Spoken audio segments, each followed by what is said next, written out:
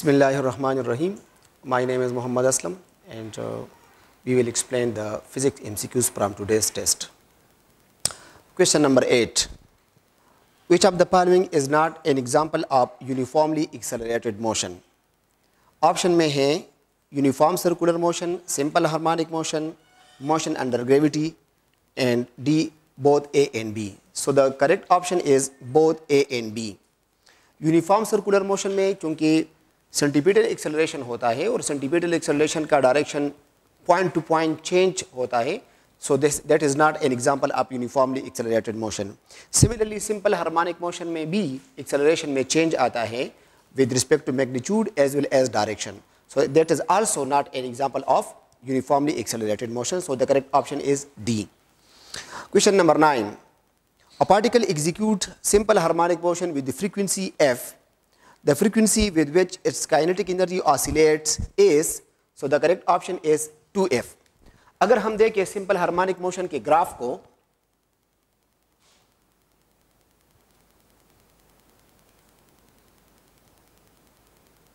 this is one cycle of the simple harmonic motion.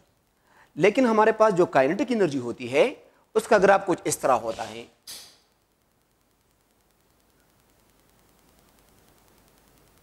So you can see that कि हमारे पास one cycle of the simple harmonic motion में there are two cycles of the kinetic energy. ये kinetic energy का graph है, ठीक है. तो हम देख रहे हैं कि हमारे पास एक cycle of simple harmonic motion में काइनेटिक एनर्जी के दो साइकिल्स आ रहे हैं, तो इसलिए उसकी फ्रीक्वेंसी डबल होगी compare to the frequency of this simple harmonic motion. Question number 15. When air is blown between two straight paper sheets they come together because, so the correct option is C. Pressure is reduced between the papers. अगर हम दो parallel sheets के दरमियान air को blow करें तो यहाँ पर स्पीड ऑफ द एयर वो इंक्रीज हो जाएगा और कॉरस्पॉन्डिंगली हमारे पास जो प्रेशर है वो डिक्रीज हो जाएगा अकॉर्डिंग टू बर्नौलीज इक्वेशन. और साइड्स पे हमारे पास जो प्रेशर है वो ज़्यादा हो जाएगा, तो इसलिए एक प्रेशर ग्रेडियंट क्रिएट होगा. सो इसलिए ये दोनों जो है एक दूसरे की तरफ आ जाएंगे. So the correct option is C. Question number 16. A tank of water of height 3 meter is half filled. It has 4 holes. It hides 3 centimeter, 6 centimeter, 9 centimeter and 12 centimeter from the bottom. The speed of efflux will be greater far. So the correct option is A. ये हमारे पास अगर tank है, let for example, this is half filled. Let for example bottom से हमारे पास this is hole number 1, this is hole number 2, this is hole number 3 and this is hole number 4. This is 3 centimeter, this is 6 centimeter, this is 9 centimeter and this is 12 centimeter. Height जो है वो हमने bottom से लिया है, तो हमें पता है कि जितना होल का डिप्थ ज़्यादा होगा वहाँ पर इफ्लक्स ज़्यादा होगा. स्पीड ऑफ इफ्लक्स जो है that is proportional to the h under the root, और h जो है वो हम ऊपर से लेते हैं, इससे मुराद डिप्थ है. तो 3 सेंटीमीटर जो बॉटम से हाइट है उसका डेप्थ ऊपर से ज्यादा होगा, तो यहां से स्पीड ऑफ इफ्लक्स सबसे ज्यादा होगा.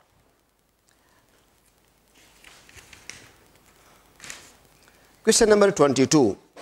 A hard ball and a tennis ball of the same sizes are released in the same viscous medium and at the same time.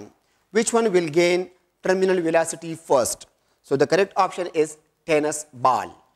Tennis ball का चूंकि वेट कम होता है तो इसलिए इसके वेट को बैलेंस करने के लिए ड्रैग फोर्स भी कम दरकार होगा, और जब ड्रैग फोर्स कम होगा तो उसकी वेलोसिटी भी कम होगी. हमें पता है कि ड्रैग फोर्स बराबर होता है 6 pi eta r v. Sizes almost same है, तो ड्रैग फोर्स चूंकि हमारे पास टर्मिनल वेलोसिटी जब आती है तो वो उस वक्त जब हमारे पास ड्रैग फोर्स बराबर होता है mg का. तो चूंकि टेनिस बॉल का m कम होता है तो इसलिए इसकी वेट को बैलेंस करने के लिए ड्रैग फोर्स भी कम दरकार होगा, और जब ड्रैग फोर्स कम दरकार होगा तो इसके लिए वेलोसिटी भी कम दरकार होगी. लिहाजा टेनिस बॉल वो वेलोसिटी जल्दी गेन करेगा. जितनी हमारे पास टर्मिनल वेलोसिटी ज़्यादा होगी उतना जो है उसको अटेंड करने में टाइम भी ज़्यादा लगेगा. क्योंकि टेनिस बॉल की टर्मिनल वेलोसिटी कम होगी तो ये पहले गेन करेगा और हार्ड बॉल बाद में गेन करेगा. क्वेश्चन नंबर है 23. The ratio of the terminal speeds of two spheres dropped in the same fluid is 1:4. The ratio of their radii is.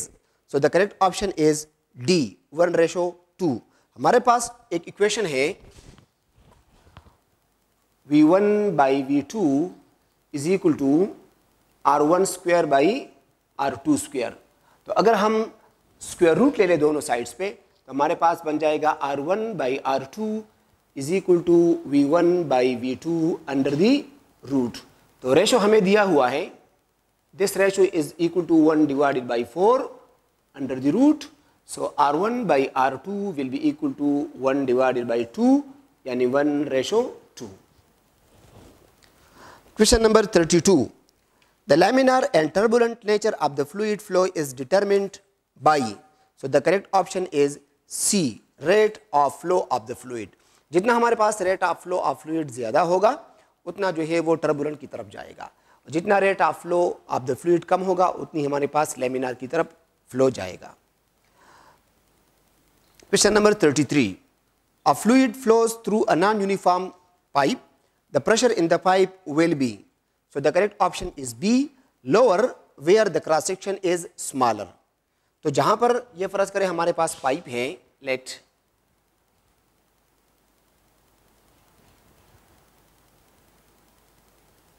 यहां पर क्रॉस सेक्शन ज्यादा है, यहां पर क्रॉस सेक्शन कम है। तो यहां पर हमारे पास जब क्रॉस सेक्शन जो है वो कम है तो यहां पर स्पीड जो है वो ज्यादा होगा, और according to Bernoulli's equation P plus half rho V square is equal to constant. तो जहां पर स्पीड ज्यादा होगा वहां पर प्रेशर कम होगा। तो क्रॉस सेक्शन चूंकि कम है तो स्पीड ज्यादा होगा। सो the correct option is B। Question number 42. A body is executing simple harmonic motion with an amplitude A. The energy of the vibrating body is half potential and half kinetic when the displacement is, so the correct option is A divided by under root 2। इसका मतलब यह है कि kinetic और potential आपस में equal होंगे। तो अगर हम यहाँ पे इक्वेशन लिख के काइनेटिक और पोटेंशियल के लिए, potential energy is equal to kinetic energy, so this is half k x square is equal to half k x nought square minus x square. तो यहां से हम x की वैल्यू मालूम कर सकते हैं, putting the value of amplitude as a, k और k कैंसिल हो जाएंगे, 1/2 कैंसिल हो जाएंगे, and we are left with x square is equal to, यहां पर हम इसकी जगह पुट करते हैं a square minus x square. So x square plus x square is equal to a square, this is 2x square is equal to a square, and x square is equal to a square divided by 2 and taking square root on both sides. So this is a divided by under root 2. Question 43. A particle executing simple harmonic motion with amplitude 10 cm has time period of 4 seconds. The time taken for the displacement of 5 cm is, so the correct option is 1/3 seconds. हम ये equation use कर सकते हैं, x is equal to x naught sine of omega t. If we suppose that the body has started from the mean position, so x is equal to x naught sine of omega की जगह हम put करते हैं 2 pi divided by t, and this is small t.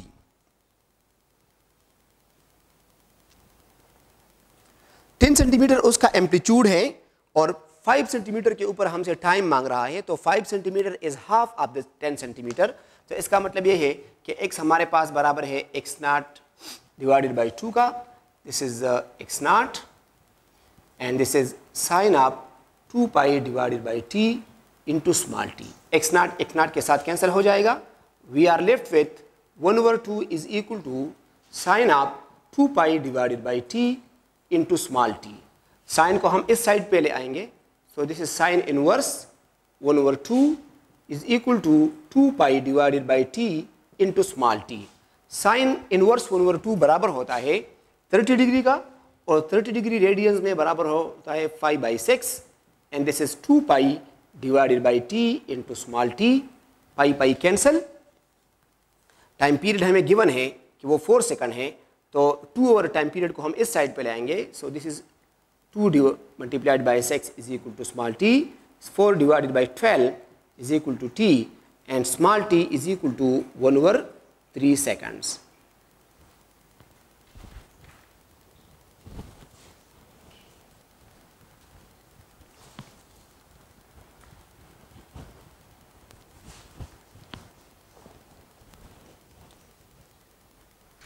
Question number 52.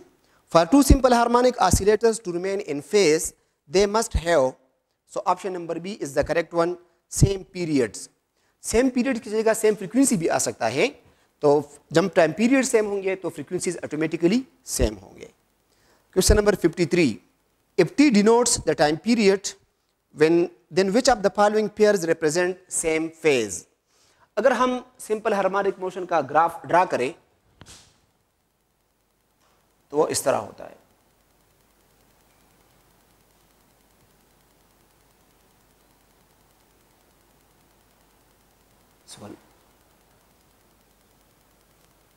This is 90 degree, this is 180, this is 270, this is 360,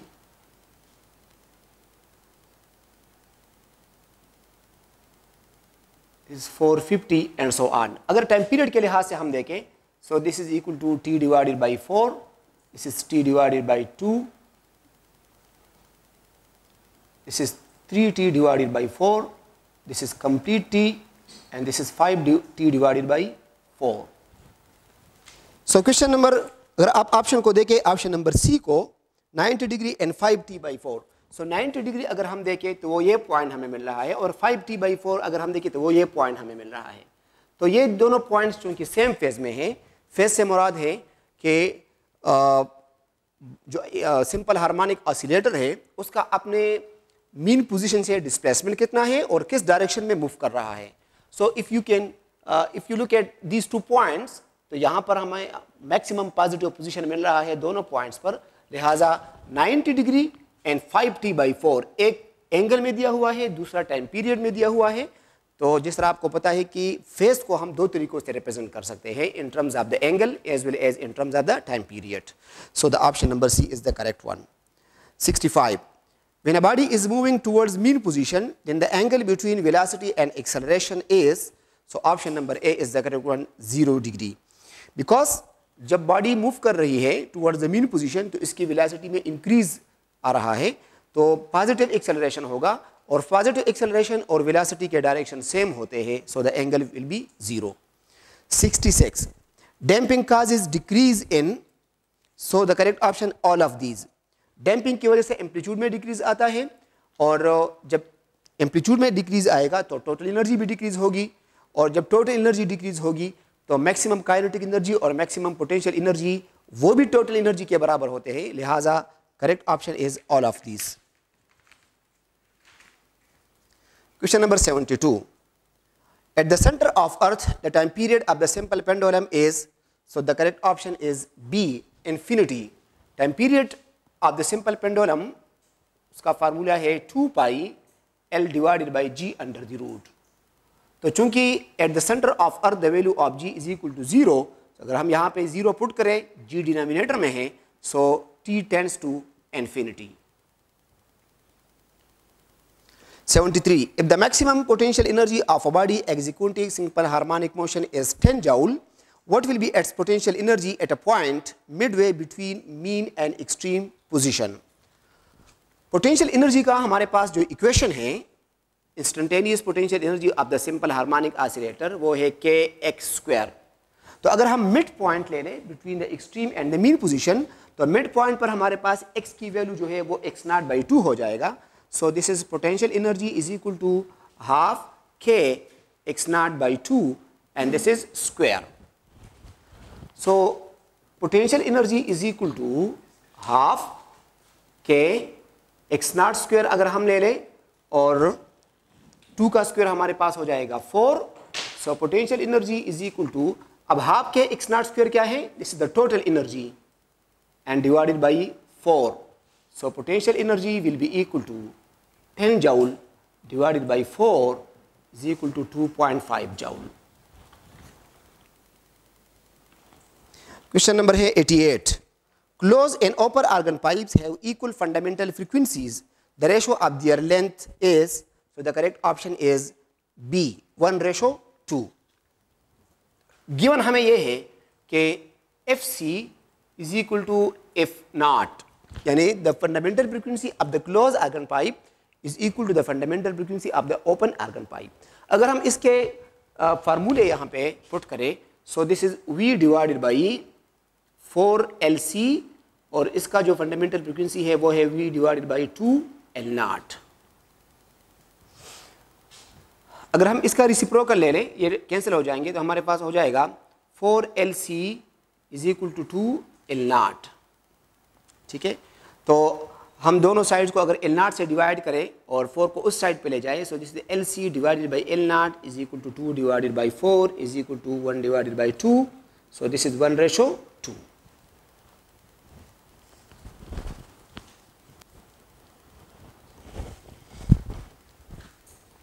Question number 89. When the number of loops in a given length of string increases, the wavelength B, correct option is B, gets shorter. हमारे पास एक formula है wavelength और number of loops के लिए, lambda is equal to 2L divided by N, where small n represents the number of loops. तो keeping L constant, अगर हम N को increase करते जाएं, तो हमारे पास lambda जो है वो short हो जाएगा. क्वेश्चन नंबर है 98. The velocity of sound is greater in, the correct option is D. Metals के लिए हमारे पास स्पीड ऑफ साउंड सबसे ज़्यादा होगा, क्योंकि स्पीड ऑफ साउंड जो है वो डिपेंड करता है E divided by rho under the root, elastic modulus divided by density. तो जिस मीडियम के लिए E बाई रो की वैल्यू ज़्यादा होगी, यानी ये रेशो ज़्यादा होगी, वहाँ पर वेलोसिटी ऑफ साउंड ज़्यादा होगा, and this value is greater for metals. Question number 99. For clear echo to be heard in water, the minimum distance between the listener and the obstacle is, so the correct option is A, 70 metre. हम मालूम कर सकते हैं S is equal to VT से. तो water में speed of sound जो है वो है 1400 मीटर पर सेकंड, और the time after which we can hear a clear echo is 0.1 second. For human ear this is 0.1 second. So the total distance covered by the sound is 0.1 से अगर हम इसको मल्टीप्लाई करें, सो दिस इज 140 मीटर. अब ये 140 metre जो है ये दोनों साइड से डिस्टेंस है, तो एक साइड का हमारे पास जो डिस्टेंस होगा S प्राइम, वो हम इसको 2 पर डिवाइड करेंगे. So S prime is equal to 140 divided by 2 is equal to 70 meter. Question number 105. The minimum length of a closed organ pipe which can sound with a note of wavelength 1 meter is, so the correct option is 0.25 meter. हमारे पास जो close argon pipe के लिए frequency का formula है वो है V divided by 4L. अब frequency को हम रिप्लेस कर सकते हैं V डिवाइडेड बाई लेमडा से, so this is V divided by 4L. सो V कैंसिल हो जाएगा and we are left with 1 divided by lambda is equal to 4L. So lambda will be equal to, because lambda is given that this is 1 meter, so L will be equal to 1 divided by 4, so this is 0.25 meter.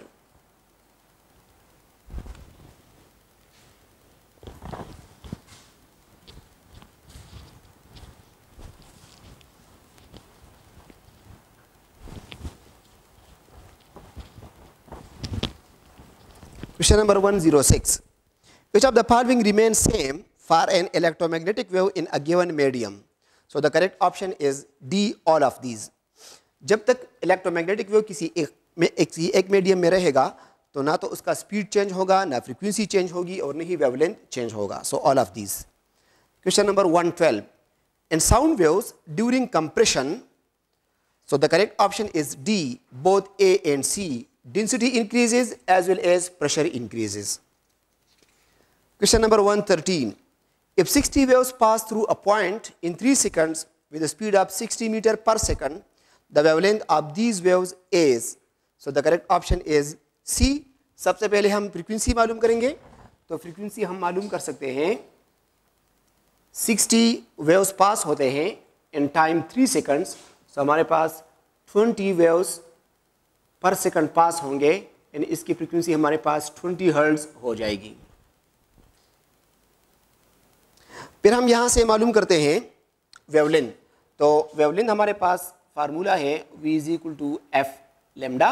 So lambda is equal to v divided by एफ। So v is given 60 metre पर second, frequency हमारे पास है 20, so the wavelength comes out to be 3 metre. Question number है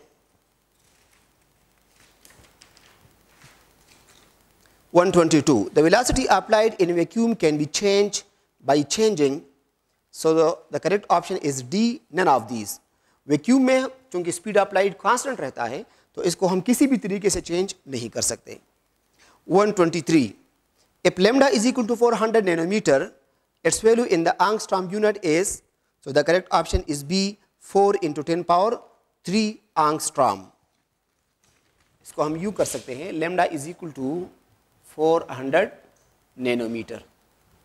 सो अगर इसको हम angstrom में कन्वर्ट करना चाहते हैं, so this is 400 nanometre multiplied by 10 divided by 10। So ये 10 जो है इसके साथ मल्टीप्लाई हो जाएगा, सो इट बिकम 4000, और इस 10 की वजह से हमारे पास ये बन जाएगा 10 power minus 9 into 10 power minus 1 metre. So this is 4000 into 10 power minus 10 metre, यानी 4000 आंगस्ट्रॉम, और 4000 को हम लिख सकते हैं 4 into 10 power 3 आंगस्ट्रॉम। Question number 135. A light ray traveling in glass encounters the boundary of air. It will undergo a phase change of, the correct option is 0 degree. Transverse wave है, और transverse wave हमें पता है कि जब ये किसी rare medium के बाउंड्री से रिफ्लेक्ट करता है तो इसके फेज में कोई चेंज नहीं आता। तो initially the ray is travelling in the denser medium यानी glass, and it encounters the boundary of the air which is a rare medium, so there will be no phase change. Question number 145. In Michelson interferometer, coherent waves are obtained by the division of, so the correct option is C, amplitude. यानी यहाँ पर हमारे पास एक source होता है, वहाँ से हम दो सोर्सेज बनाते हैं कोहेरेंट सोर्सेज, और वो जो मैकेनिज्म है वहाँ पर वो है division of amplitude.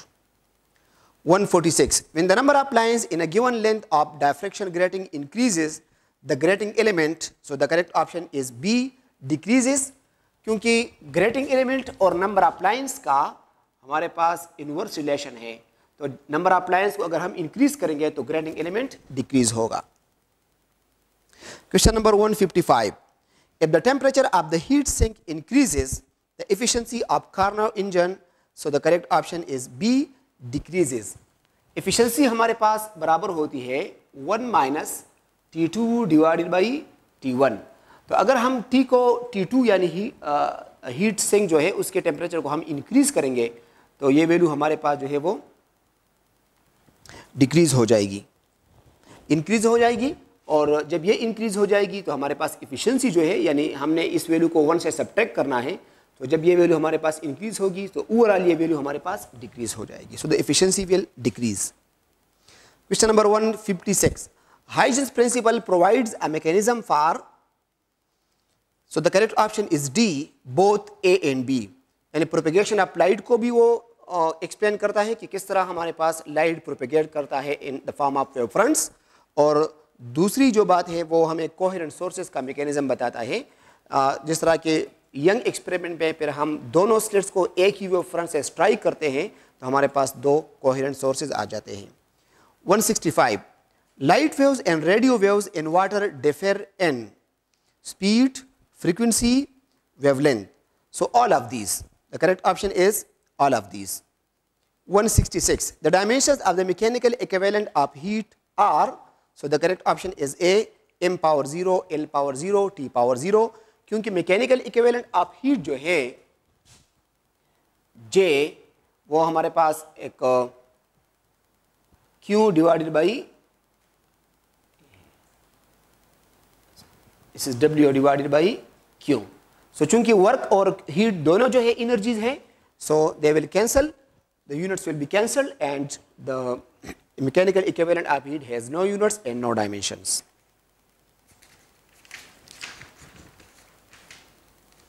175. If the volume of a gas is to be increased to 4 times, then, so the correct option is C. At constant temperature, at constant pressure, the temperature must be made 4 times. This is basically Charles law, जहाँ पर हम कहते हैं कि volume और temperature जो है वो हमारे पास डायरेक्टली रिलेटेड है if the pressure remains constant. Question number 176. Which of the following process can result in maximum work?